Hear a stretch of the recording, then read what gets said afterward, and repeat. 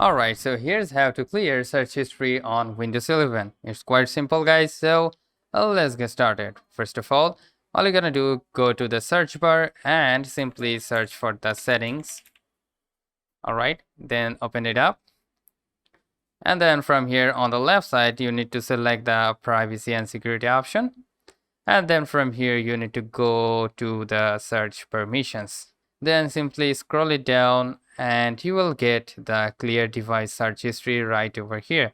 You need to select that one or tap on that and the device history will be cleared. Alright, so if you don't want your search history to be saved in your device, then you can simply turn this off.